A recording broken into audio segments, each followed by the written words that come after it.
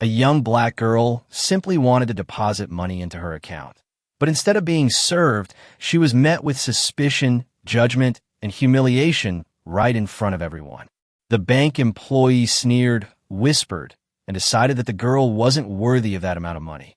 They thought they had the right to judge.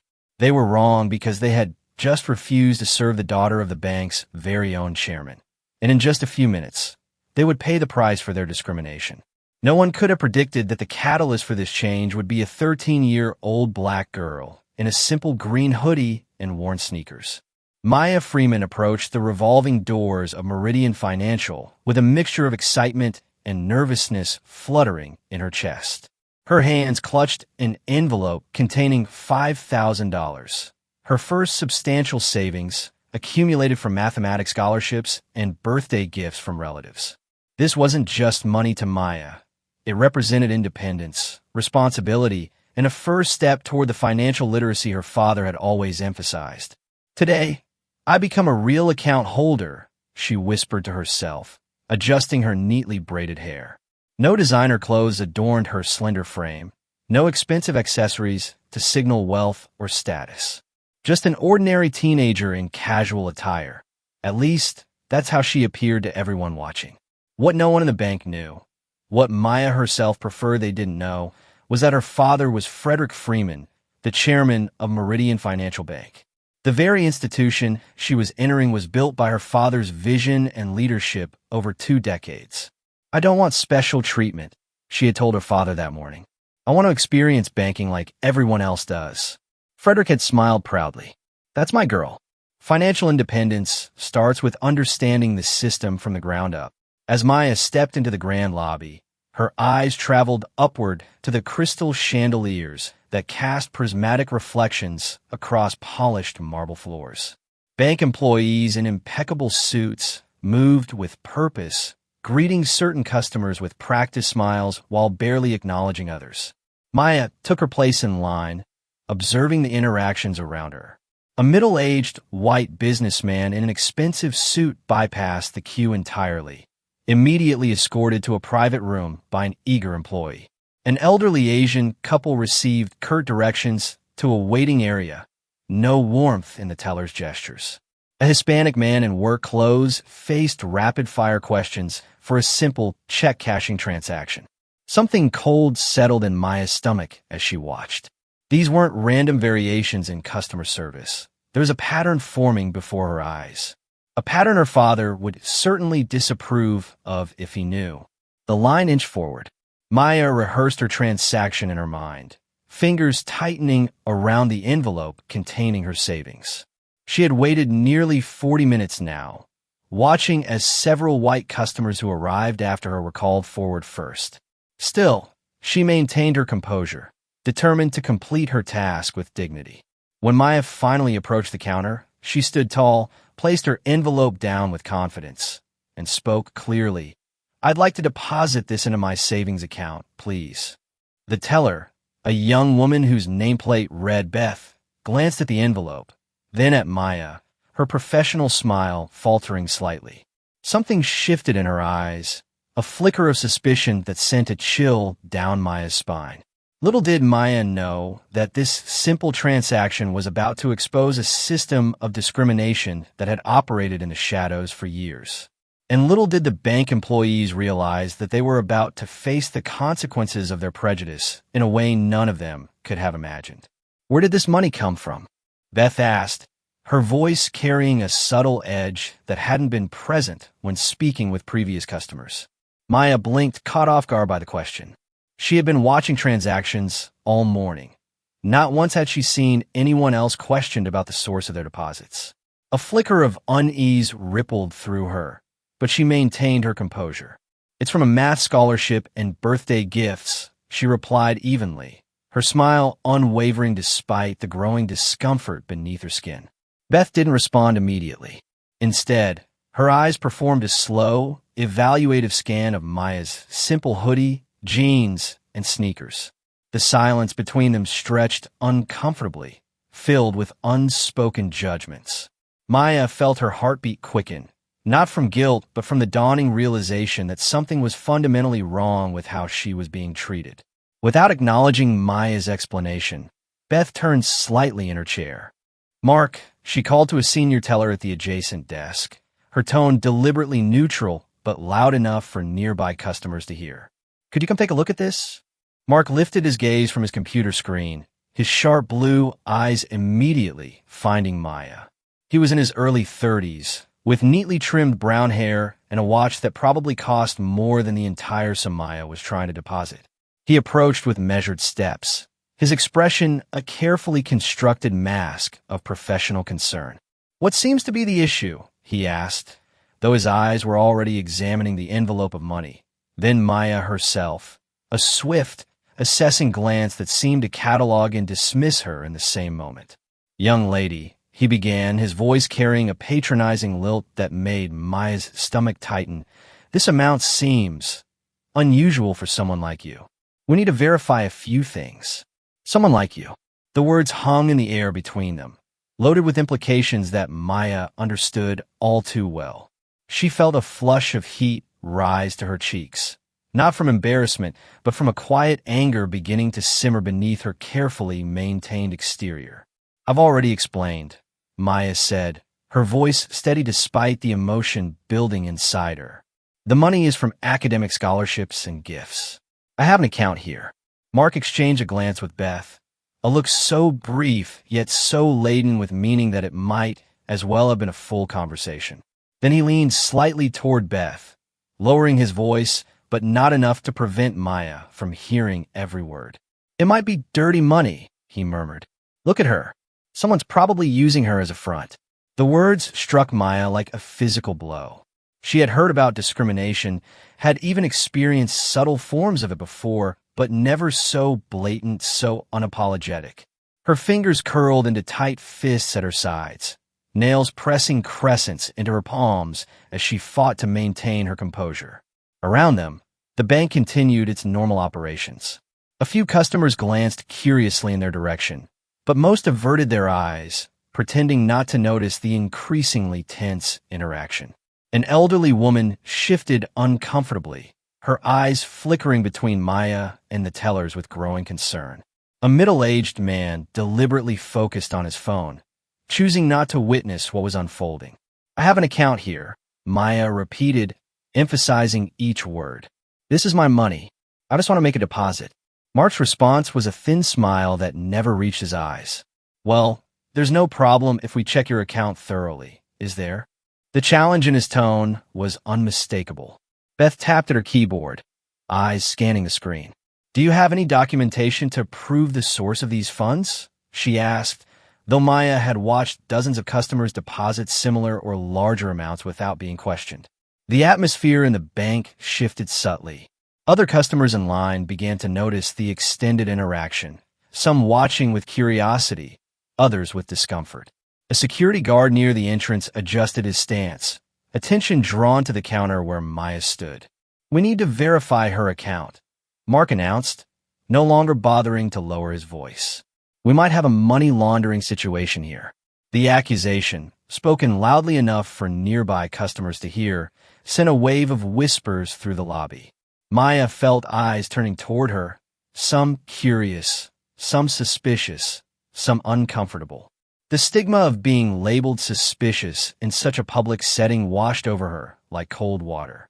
Before Maya could respond, a woman with an air of authority emerged from a nearby office, making her way deliberately to the counter. Her nameplate identified her as Jessica Keller, branch manager. Her blonde hair was perfectly styled, her navy suit impeccable, her expression one of practiced concern as she assessed the situation. "What seems to be the problem here?" Jessica asked, though it was clear from her tone that Beth and Mark had already communicated the issue to her. "This young lady is attempting to deposit $5,000 in cash," Mark explained, emphasizing the amount as if it were evidence of wrongdoing. "We're having trouble verifying the source."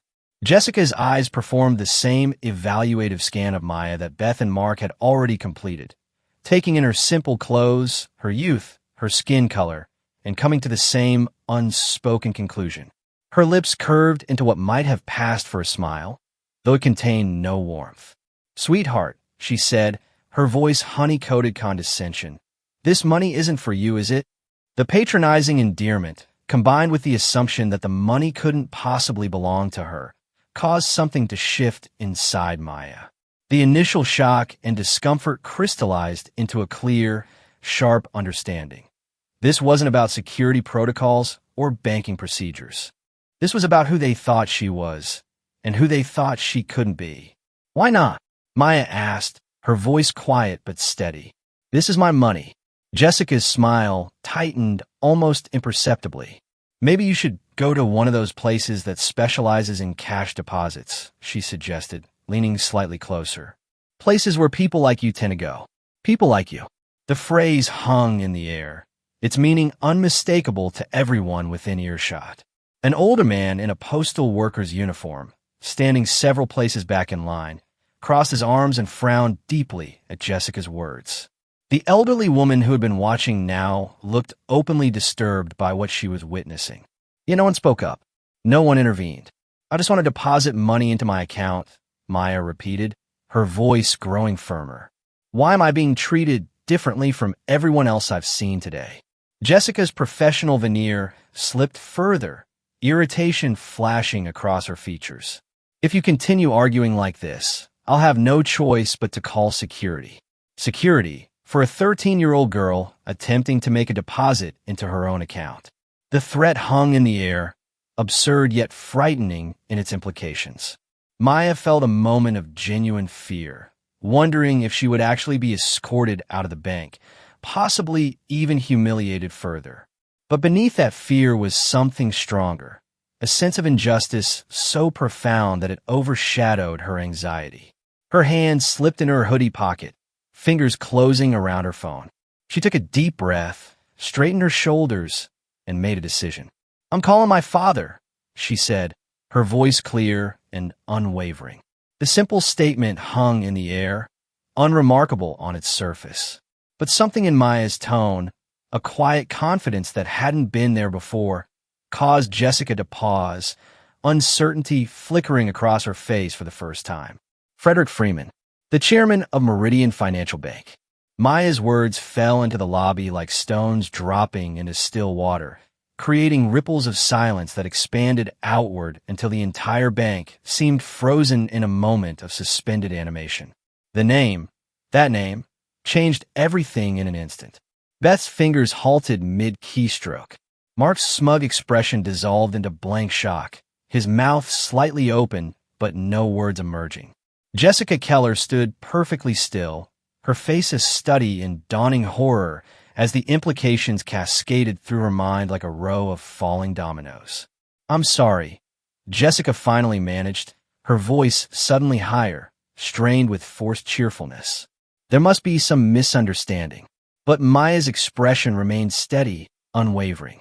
She wasn't angry anymore. There was something almost like pity in her eyes as she watched the realization spread across their faces. "So you're Mr. Freeman's daughter," Jessica continued, her tone shifting to something closer to disbelief than apology. Her eyes darted to Maya's simple clothing, her unadorned appearance. "I suppose he sent you here looking like this to test us, is that it?" It was a desperate attempt to reframe the situation, to cast Maya as part of some elaborate corporate test, rather than an ordinary customer they had discriminated against. Maya felt a flicker of sadness at the realization that Jessica still couldn't see her as simply a young girl trying to make a deposit. "If you really are his daughter," Jessica pressed, crossing her arms defensively, "then prove it. Call him right now. Let's see if he even picks up the phone." The challenge hung in the air between them. Around the lobby, customers and employees alike had become unwitting audience members to the unfolding drama. Some exchanged uncomfortable glances. Others stared openly, unable to look away from the spectacle of authority suddenly thrown into question.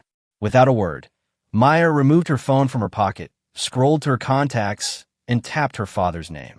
She held the phone to her ear, her gaze never leaving Jessica's increasingly uncertain face. The phone rang 3 times.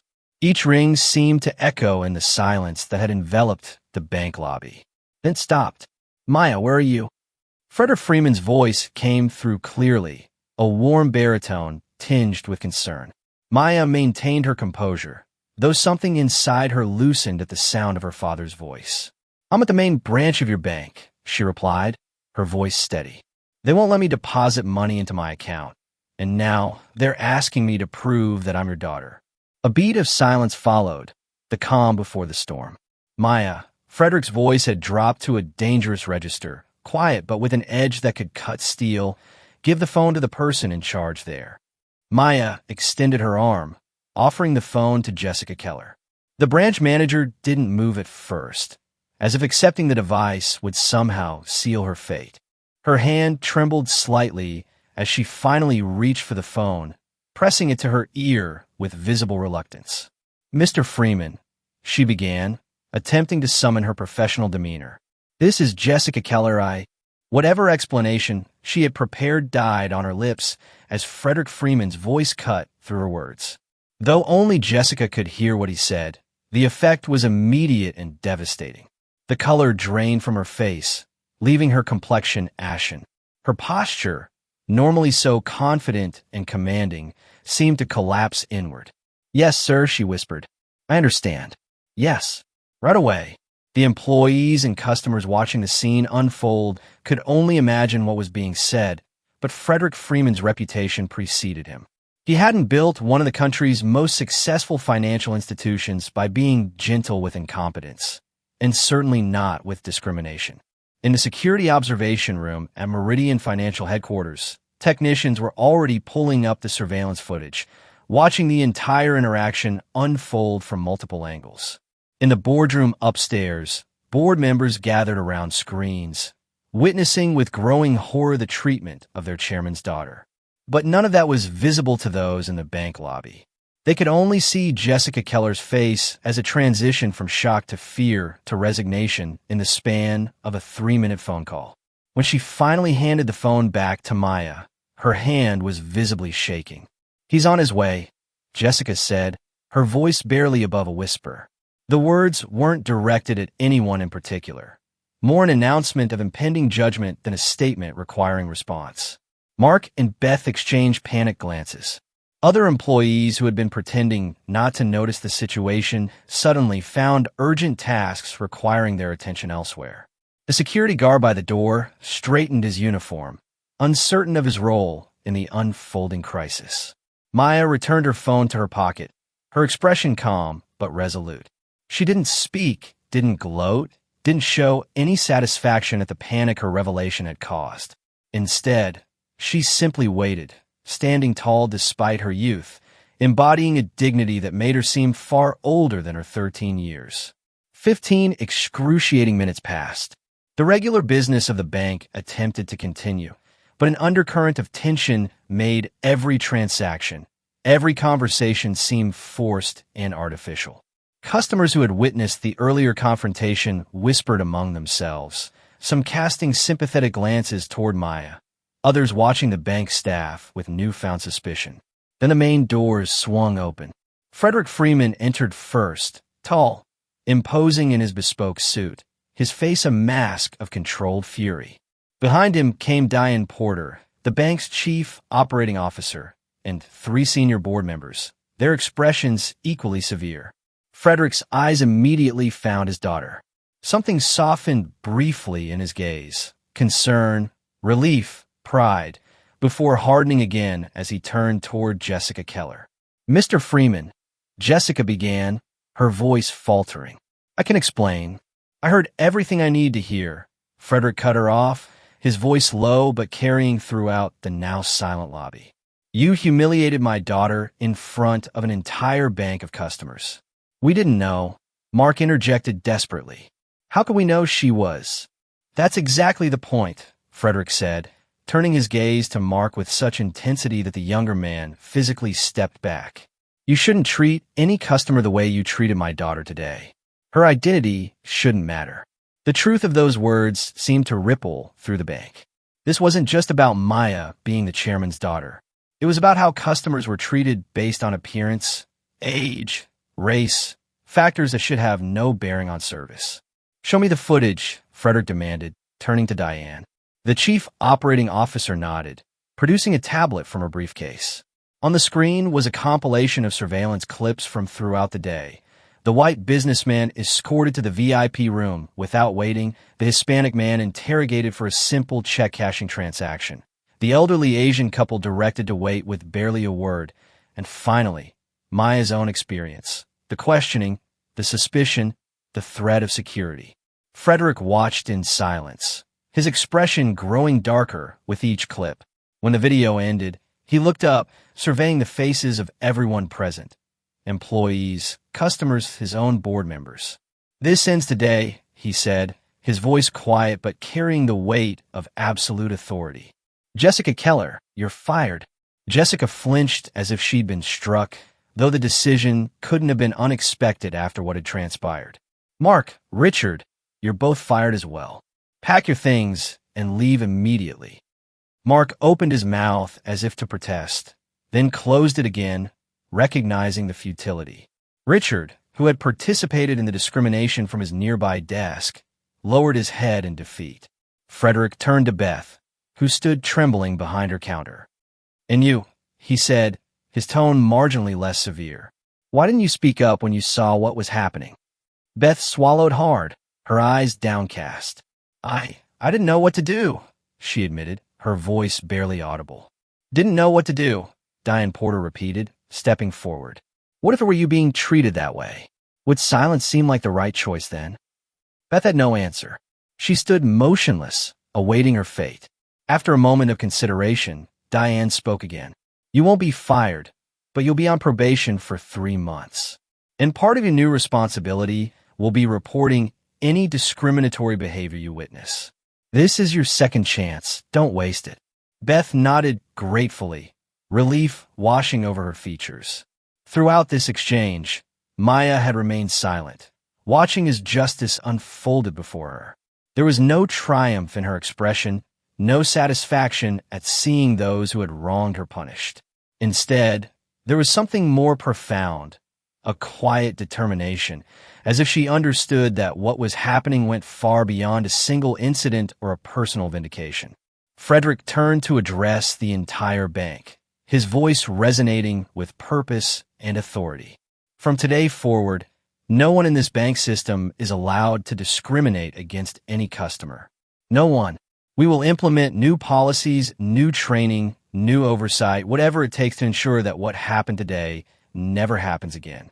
The words hung in the air, a promise and a warning combined. In that moment, something fundamental shifted within Meridian Financial Bank. Not just a change in personnel or policy, but a deeper reckoning with the values the institution claimed to uphold. Maya stepped forward, standing beside her father.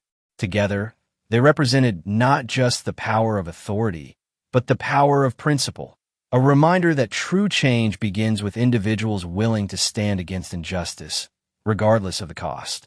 Frederick Freeman stood at the center of the bank lobby, his presence commanding the attention of everyone present. The dismissal of Jessica, Mark, and Richard had been swift and uncompromising, but Frederick knew that firing individuals wasn't enough. The problem ran deeper than a few biased employees. It was systemic, woven into the very fabric of how the bank operated. "Starting today," he announced, his voice resonating through the hushed space, "Meridian Financial will undergo a complete restructuring." The remaining employees exchanged nervous glances. Restructuring often meant job cuts, uncertainty, upheaval. There will be no room for anyone who behaves unprofessionally, unethically, or discriminates against customers based on their appearance, race, age, or any other factor, Frederick continued. "If anyone in this system feels they cannot follow the values we will implement, they may submit their resignation right now." No one moved. No one spoke. The silence was heavy with realization. This wasn't just about Maya Freeman or today's incident. This was about transforming an entire institution. Diane Porter stepped forward, her tablet still displaying the damning surveillance footage. "Beginning immediately, we will implement a comprehensive monitoring system for customer service quality," she declared. "Every transaction, every interaction will be evaluated not just for efficiency, but for fairness and respect. A young teller near the back shifted uncomfortably. Will we be watched all the time? He asked hesitantly. You already are, Diane replied, gesturing toward the security cameras. The difference is that now we'll be watching for the right things. Frederick nodded in agreement. All employees within the bank system will be required to participate in mandatory training programs on anti-discrimination and fair customer service, he added. Those who do not meet the standards after this training will no longer hold positions in the bank. Beth, still at her counter, listened intently. Unlike her former colleagues, she had been given a second chance, one she was determined not to waste. Yet a question nagged at her, one that reflected the unspoken concerns of many employees. Mr. Freeman, she ventured, her voice small but steady. How will we know if we're doing it right? Sometimes biases are unconscious. It was a brave question, an honest one. Frederick's expression softened slightly as he considered her words. That's an excellent point, he acknowledged. Recognizing our biases is the first step toward addressing them. The training will help with that. But more importantly, we're establishing a financial fairness oversight department, a dedicated team that will inspect all branches to ensure transactions are carried out transparently and without discrimination. As Frederick and Diane outlined the changes, Maya observed the reactions around the room. Some employees appeared relieved, even inspired by the new direction. Others seemed anxious, perhaps wondering if they too had participated in discriminatory practices without fully realizing it. The customers who had witnessed the entire scene showed a range of responses, from approval to skepticism about whether real change would follow these grand pronouncements. One elderly woman approached Maya while the executives continued their discussion. I've been banking here for 30 years, she said quietly. I've seen how they treat people differently. Never thought I'd see anyone do something about it. Maya nodded, understanding the weight of the woman's words. It shouldn't have taken this long, she replied. No, the woman agreed, but at least it's happening now. In the executive offices upstairs, the transformation had already begun. IT specialists were developing new monitoring software to track service patterns. HR representatives were contacting diversity consultants to design training programs. Legal advisors were drafting updated policies that would explicitly prohibit discrimination and outline consequences for violations. The changes weren't just reactive measures to a public relations crisis. They represented a fundamental shift in how Meridian Financial would operate moving forward. A new customer service monitoring system would record and analyze every transaction, looking for patterns of bias or preferential treatment. Artificial intelligence would flag interactions where customers of different backgrounds received noticeably different service. Every employee, from tellers to top executives, would undergo comprehensive anti-discrimination training, with regular refresher courses and assessments to ensure the lessons were being applied. Employee evaluations would now include metrics on fair treatment of customers, with feedback from diverse customer groups weighing heavily in performance reviews. A customer hotline would be established, allowing anyone who experienced or witnessed discrimination to report it directly to senior management, bypassing the branch hierarchy that might otherwise suppress such complaints. Most significantly, data on service denial rates based on demographics would be closely monitored and publicly reported, creating transparency and accountability where there had previously been none. As these measures were being outlined, Frederick noticed his daughter watching the proceedings with quiet intensity. He stepped away from the executives to join her. You did very well today, Maya, he said softly, placing a hand on her shoulder. Maya looked up at her father, her expression thoughtful. I just wanted to deposit my money, she replied. I didn't expect to change the whole bank. Frederick's face showed a mixture of pride and regret. Sometimes change needs a catalyst, he said. I should have seen what was happening in my own institution. I built this bank on principles of fairness and service, but somewhere along the way, those values got lost in the pursuit of profit and efficiency. Will it really change things? Maya asked, her voice carrying the skepticism of someone who understood that declarations were easier than actual reform. Not overnight, Frederick admitted. Systems don't change easily, and people's attitudes can be even harder to shift. But we've taken the first step, acknowledging the problem exists. The next steps will be harder, but necessary. As they spoke, Beth approached hesitantly, her eyes downcast but her posture determined. "Mr. Freeman, Maya," she began, her voice steadier than before. "I want to apologize. I saw what was happening and didn't speak up. I was afraid." Maya studied the young teller's face, seeing genuine remorse in her expression. "Afraid of what?" Maya asked, not accusingly but with genuine curiosity. Beth looked up, meeting Maya's gaze directly for the first time. "Afraid of losing my job. Afraid of going against Jessica and Mark. Afraid of—" She paused, searching for the right words, disrupting the way things were done. Frederick nodded, understanding the power of institutional inertia, how systems perpetuate themselves through the silence of those who see problems but fear the consequences of addressing them. "That fear is part of the problem," he said. "We need to create an environment where standing up for what's right is rewarded, not punished. Where speaking out against discrimination is seen as loyalty to our values, not disloyalty to colleagues." Beth nodded, a new resolve visible in her posture. "I won't be silent again," she promised. As the day progressed, the initial shock of the morning's events began to settle into determined purpose. Security escorted Jessica, Mark, and Richard from the building, their personal belongings in cardboard boxes, a visible reminder of the consequences of discrimination. The remaining employees gathered in small groups, discussing the changes and what they would mean for daily operations. By late afternoon, news of what had happened at Meridian Financial's main branch had begun to spread beyond the bank's walls. Customers who had witnessed the scene told others. Employees called friends and family. Social media buzzed with fragmentary accounts, some accurate, others embellished. Frederick knew that by morning, the story would likely be public knowledge. His daughter's experience, his response, and the sweeping changes being implemented at Meridian Financial. Rather than attempt to control the narrative, he decided to embrace transparency. "We'll issue a statement," he told Diane as they prepared to leave the branch. Not a denial, not a minimization, but an acknowledgement of what happened and a detailed plan for how we're addressing it. Diane nodded in agreement. "It could position us as leaders in the industry," she observed, "if we're proactive and honest about the problems and our solutions." "This isn't about public relations," Frederick replied firmly. "It's about doing what's right. If other banks follow our lead, that's good for everyone. If they don't, at least we'll know we're part of the solution, not the problem." As the executives departed, Maya lingered in the lobby, watching as normal banking operations gradually resumed.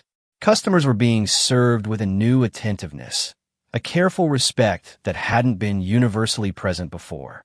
The change was subtle but noticeable. Tellers making eye contact, listening more carefully, treating each person with equal consideration regardless of appearance. It was a start, not a complete transformation, not yet, but the beginning of one. Beth, now assisting a young Hispanic woman with a transaction, caught Maya's eye across the lobby and offered a small, determined smile. It wasn't an expression of friendship exactly, but of shared purpose, an acknowledgement that they were both, in different ways, part of something important. Maya returned the smile, then turned to join her father outside. As they walked to the waiting car, Frederick looked down at his daughter. "You know," he said thoughtfully, "you still haven't made your deposit." Maya laughed, the sound bright and unexpected after the tension of the day. "I guess I'll have to come back tomorrow," she replied. "Will you?" Frederick asked, curious about whether she would want to return to the scene of such an unpleasant experience. Maya considered the question seriously before answering. "Yes," she said finally. "But next time, I want to see if things have really changed. Not because I'm Frederick Freeman's daughter, but because every customer deserves respect." Frederick nodded, understanding. His daughter had learned a difficult lesson today about prejudice, about power, about the gap between institutional values and practices. But she had also demonstrated remarkable courage and dignity in the face of injustice. As they drove away from the bank, neither could have fully anticipated how far-reaching the consequences of that day would be, not just for Meridian Financial, but for the banking industry as a whole. The ripples of change had only just begun to spread. Within 48 hours, the story of Maya Freeman and Meridian Financial Bank had transcended the boundaries of a private corporate matter to become a national conversation. What began as whispered accounts among witnesses evolved into viral social media posts, then mainstream news coverage with headlines that captured the essence of what had occurred. Bank chairman's daughter denied service due to racial profiling. 13-year-old exposes systemic discrimination in banking industry. Meridian Financial fires managers after bias incident. Frederick Freeman's statement, released the morning after the incident, had been forthright and uncompromising.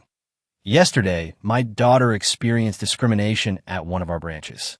Rather than deny or minimize what happened, we are acknowledging it openly and implementing immediate reforms to ensure it never happens again.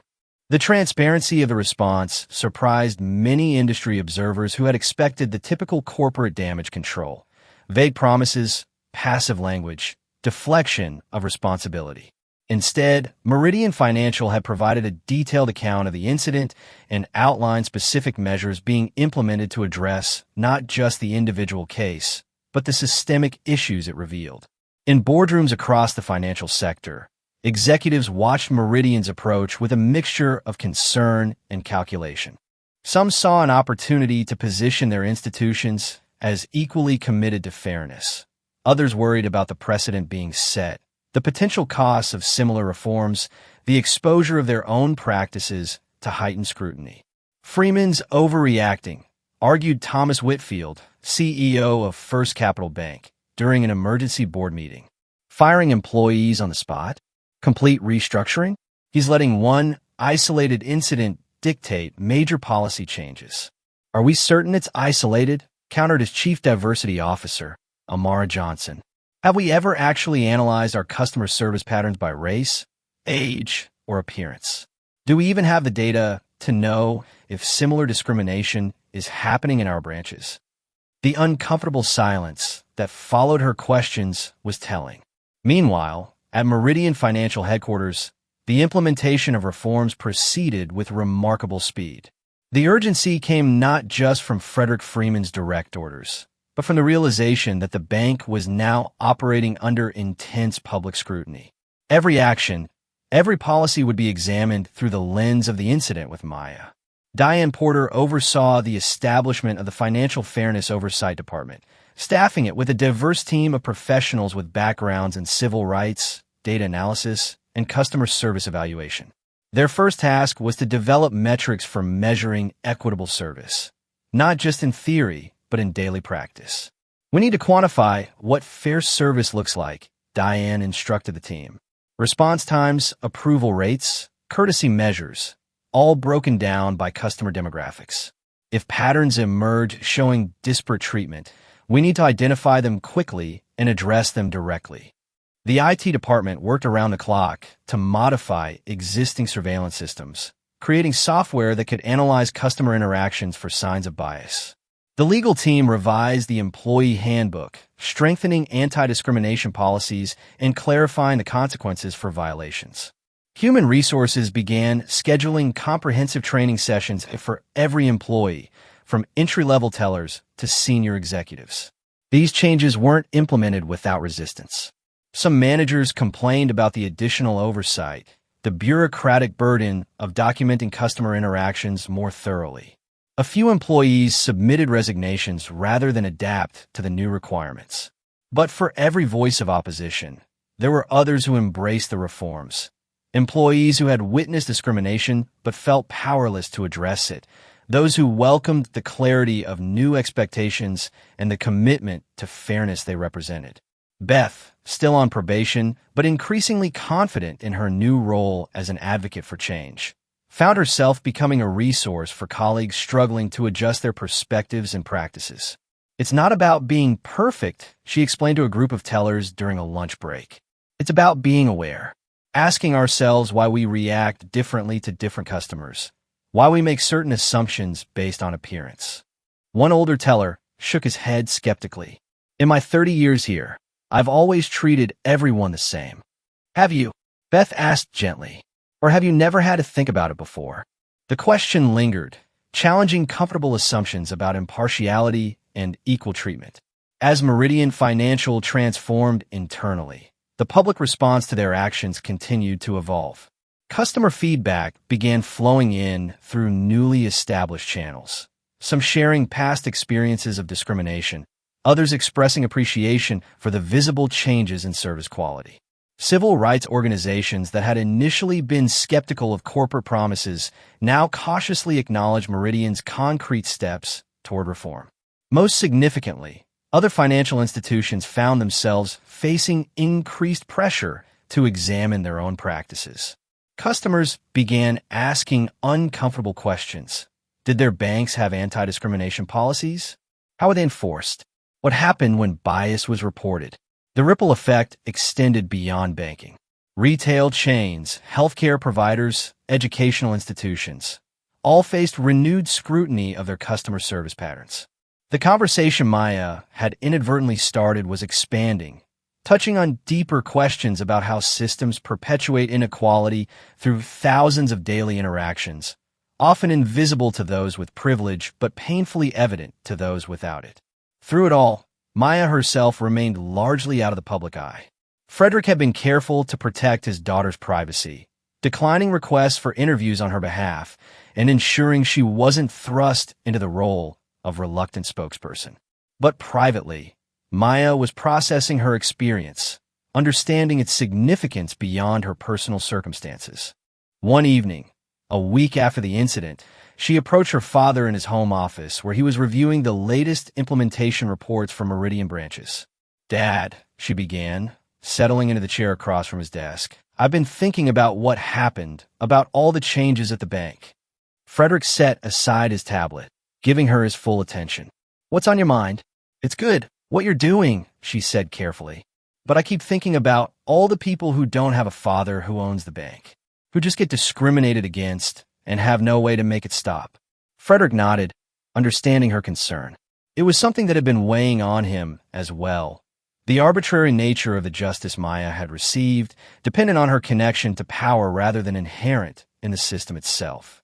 "You're right," he acknowledged. "The reforms at Meridian are important, but they're just one institution.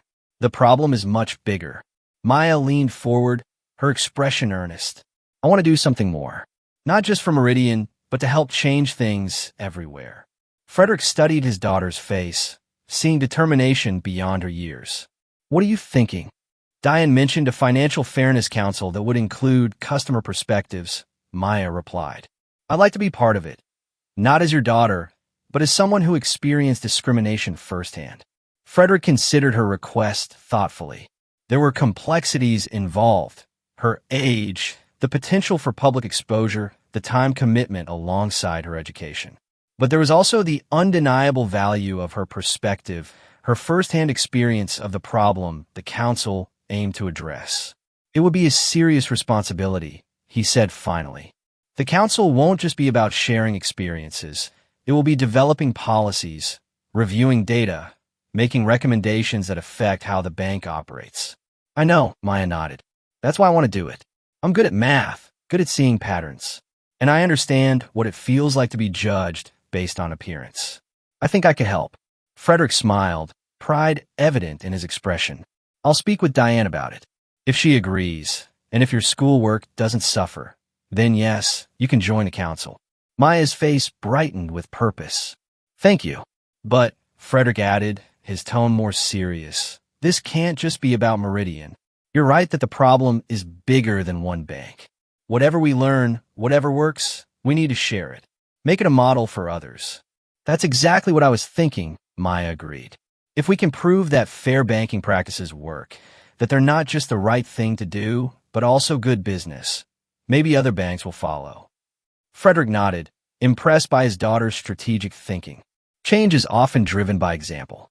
If Meridian can demonstrate that fairness and profitability aren't mutually exclusive, it creates a powerful incentive for others to follow suit.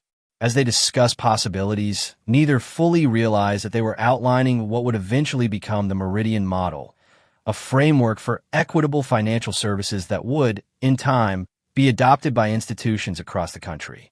What had begun as a personal humiliation for Maya was evolving into something with the potential for far-reaching impact.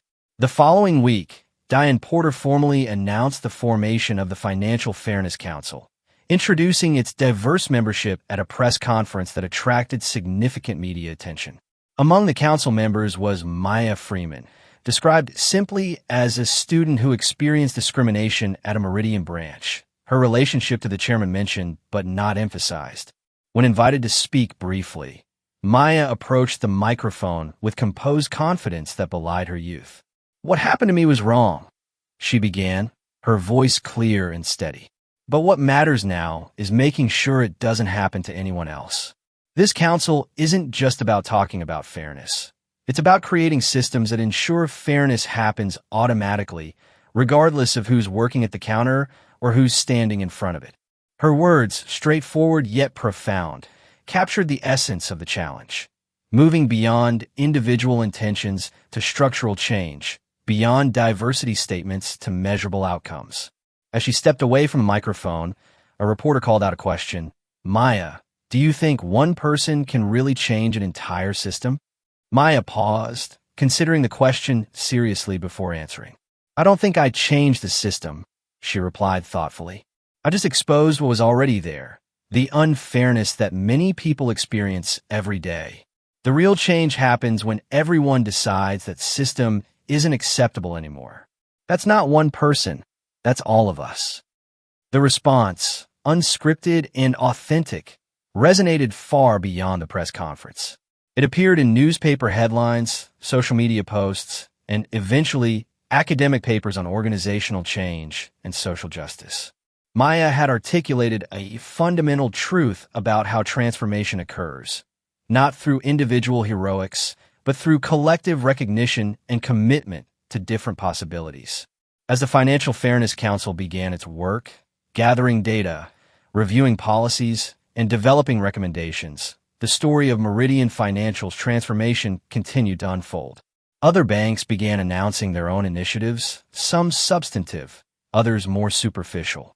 Industry publications debated the business implications of Meridian's approach. Civil rights organizations monitored progress, holding institutions accountable for their promises. The path forward wasn't smooth or straight.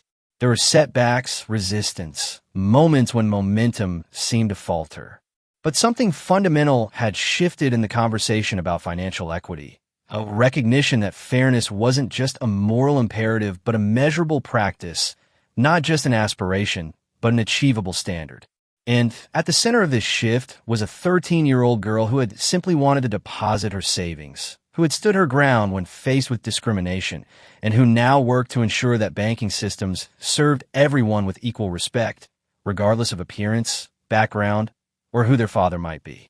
3 months after the incident that transformed Meridian Financial, Maya Freeman stood outside the main branch once more.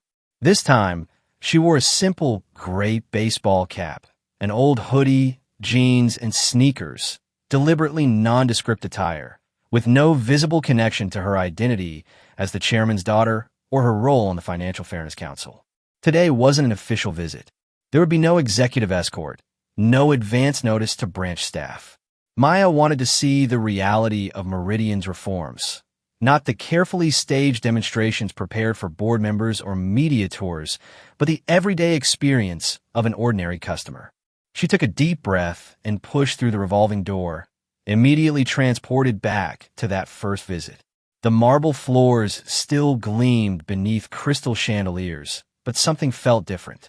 The atmosphere seemed lighter somehow, more open. Maya scanned the lobby, noting subtle but significant changes. Digital screens displayed waiting times and service metrics, broken down by transaction type.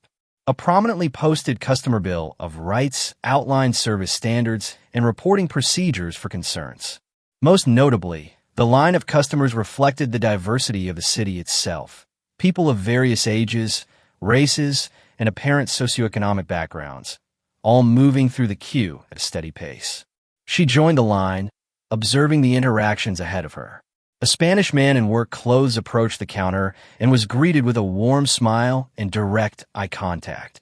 No suspicious glances, no unnecessary questions about his identification. An elderly Asian couple received patient assistance with their transaction, the teller speaking clearly and respectfully, offering additional help without being condescending. When Maya's turn came, she approached the counter and found herself facing Beth, the teller who had been placed on probation rather than fired, the one who had admitted her failure to speak up against discrimination. Beth looked up with a professional smile that showed no immediate recognition. "Good morning. How can I help you today?" Maya placed a check on the counter, a check for $10,000, deliberately larger than her previous deposit. A test of whether large transactions would trigger the same suspicious treatment she had experienced before. Beth glanced at the check, then looked back at Maya. For a moment, something flickered in her eyes, a flash of recognition quickly masked by professional composure.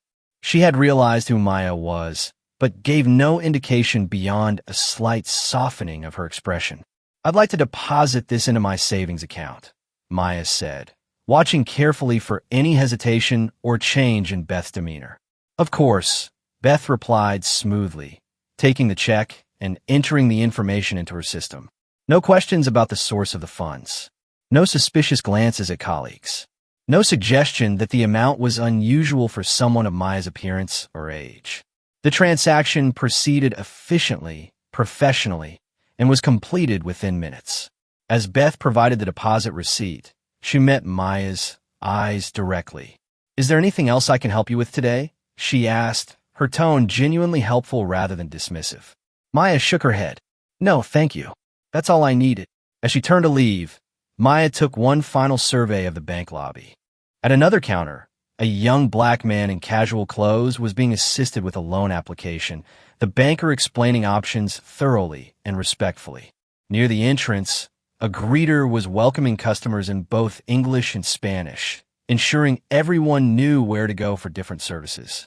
These weren't dramatic changes, no grand gestures or revolutionary practices. They were simply the basic courtesies and professional services that should have been standard all along, now extended equally to everyone regardless of appearance or background. Outside, Maya found her father waiting in his car as planned.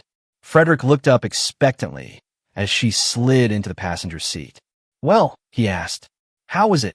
Maya considered her answer carefully. "Better," she said finally. "Much better. Beth recognized me, but didn't treat me differently because of it. Everyone was getting the same level of service, regardless of how they looked." Frederick nodded, both pleased and thoughtful. "That's good to hear. But one branch on one day isn't enough to know if the changes are truly taking hold." "I know," Maya agreed. "That's why the data collection is so important. The council needs to see patterns across all branches over time." Frederick smiled at his daughter's understanding of systematic evaluation. In the months since joining the Financial Fairness Council, Maya had immersed herself in learning about metrics, analysis, and policy development, applying her mathematical aptitude to the complex challenge of measuring equity in financial services. "The preliminary data is promising," he told her. "Transaction times are becoming more consistent across demographic groups. Loan approval rates show fewer disparities when controlling for financial factors. Customer satisfaction scores are up across the board." "And complaints?" Maya asked, knowing that reduced discrimination should be reflected in fewer reported incidents. "Down by 60%, Frederick confirmed. Though we've made it easier to file complaints, so that's particularly significant." As they drove away from the bank, their conversation shifted to the broader impact of Meridian's reforms. The Meridian model, as it had come to be known, was attracting attention throughout the financial industry. Some institutions had begun implementing similar changes voluntarily. Others were responding to customer demands for comparable transparency and accountability. First National announced their own fairness metrics program yesterday, Frederick noted. Their CEO called it innovative, conveniently forgetting to mention that they're essentially copying our system. Maya smiled. "That's good though, right? It doesn't matter who gets the credit if more banks are becoming fair." Frederick glanced at his daughter with pride. "Exactly right. The goal isn't recognition, it's transformation." The car pulled up at Maya's school, where she would spend the afternoon before attending the bi-weekly Financial Fairness Council meeting that evening. As she gathered her backpack, Frederick placed a hand on her shoulder. He said thoughtfully, "When I built Meridian, I thought I was creating something that embodied my values: fairness, opportunity, dignity. What I didn't realize was how easily those values could be compromised in practice, how systems can develop their own momentum separate from the intentions behind them." Maya nodded, understanding. That's why oversight matters. Why data matters. Why having different perspectives at the table matters. Yes, Frederick agreed. And why listening to those who experience the system differently than we do is essential. As Maya stepped out of the car, a notification appeared on her phone, a message from Diane Porter about that evening's council meeting. The agenda included reviewing the latest equity metrics, discussing a new training program for managers, and finalizing recommendations for expanding the Meridian model to partner institutions. The work was ongoing, sometimes frustrating, often challenging, but also deeply meaningful. What had begun as a personal humiliation had evolved into a mission that extended far beyond Maya herself, beyond Meridian Financial, to the fundamental question of how institutions could be designed to serve everyone with equal respect and dignity. 2 weeks later, Maya stood on a different stage, this one at a national conference on financial inclusion. The audience included executives from banks across the country, regulatory officials, consumer advocates, and financial technology innovators. At 13, she was by far the youngest speaker on the program, but her presence was neither tokenistic nor symbolic. She had earned her place through her work on the Financial Fairness Council, her contribution to developing metrics for measuring equitable service, and her unique perspective as both a catalyst for change and a participant in creating solutions. As Maya approached the microphone, she felt a momentary flutter of nervousness. Public speaking had never been her passion. Mathematics and problem-solving were her natural strengths. But she understood that stories could motivate change in ways that data alone could not. 3 months ago, she began, her voice steady despite her youth. I walked into a bank to deposit money into my savings account. Instead of being served, I was suspected. Instead of being treated with respect, I was treated with contempt. The audience listened intently as Maya recounted her experience, not with bitterness or accusation, but with clarity and purpose. She described the immediate aftermath, the firing of those responsible, her father's commitment to systemic change, but focused primarily on what had happened since. The important part of this story isn't what happened to me, Maya emphasized. It's what happened next. It's about how one incident exposed patterns that affected thousands of customers every day.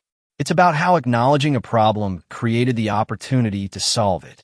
She outlined the key components of the Meridian model: transparent service metrics, comprehensive training, diverse oversight, accessible complaint procedures, and regular public reporting of outcomes. She shared preliminary results showing improvements in service equity and customer satisfaction across demographic groups. These changes weren't just about making Meridian look better or avoid bad publicity, Maya explained. They were about making the bank work better for everyone. When customers trust that they'll be treated fairly, they're more likely to use financial services. When employees have clear guidelines about equitable treatment, they make better decisions. Fair banking isn't just the right thing to do, it's good business. As Maya concluded her presentation, a hand raised in the audience. You've accomplished remarkable changes at Meridian, acknowledged a senior executive from a competing bank. But do you really believe this model can work everywhere? Not every institution has the same resources or leadership commitment. Maya considered the question carefully before responding. The specific implementation might look different depending on the size and structure of the bank, she acknowledged. But the core principles can apply anywhere.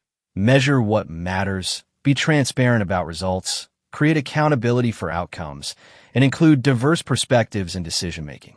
She paused, then added with quiet conviction, the real question isn't whether other banks can do this. It's whether they can afford not to. Because customers are starting to demand it, employees want to work for institutions with clear values, and regulators are paying attention. The financial industry is changing. Either we help shape that change, or we get left behind by it. The response earned Maya a standing ovation. not because of her age or her connection to Frederick Freeman, but because she had articulated a vision of banking that resonated with many in the room, a recognition that the status quo was neither sustainable nor desirable. As the applause continued, Maya caught sight of her father standing at the back of the hall. His expression held more than pride. There was a kind of wonder, as if he were seeing not just his daughter, but a glimpse of the better future she was helping to create. In the months and years that followed, the Meridian model would continue to evolve, refined by experience and expanded to address new challenges. Other financial institutions would adopt similar approaches, some out of genuine commitment, others from competitive necessity. Regulatory frameworks would gradually incorporate elements of the model, institutionalizing fairness metrics as standard practice rather than exceptional innovation. The transformation wasn't perfect or complete. Old habits resurfaced. New forms of bias emerged. The work of creating truly equitable systems required ongoing vigilance, adaptation, and renewal of commitment. But something fundamental had shifted in how financial institutions approach the question of fairness. From vague aspirations to measurable practices, from reactive damage control to proactive design, from isolated initiatives to systemic change. And it had begun with a 13-year-old girl who simply wanted to deposit her savings, who stood her ground when faced with discrimination, and who helped transform a moment of injustice into a movement for lasting change. As Maya Freeman continued her education, eventually pursuing studies in mathematical economics and institutional design, she carried with her the most important lesson from that day at the bank. Systems don't change themselves. People change systems, sometimes by exposing their flaws, sometimes by imagining better alternatives, always by refusing to accept that the way things are is the way they must remain. It wasn't a lesson she had sought or expected to learn at 13, but having learned it, she was determined to apply it, not just to banking, but to all the institutions that shape our lives and possibilities, creating spaces where everyone is treated with the dignity and respect they deserve, regardless of appearance, background, or circumstance. Because in the end, that's what the story was really about. Not a bank humiliating a black girl, not a powerful father intervening, but a community recognizing that fairness isn't a luxury or an ideal, but a practical, achievable standard by which all our institutions can and should be measured. What do you think about Maya's story? Can one person truly change an entire system? Share your thoughts in the comments below, and don't forget to like, share, and subscribe so you don't miss our next inspiring story. Together, we can create change that matters.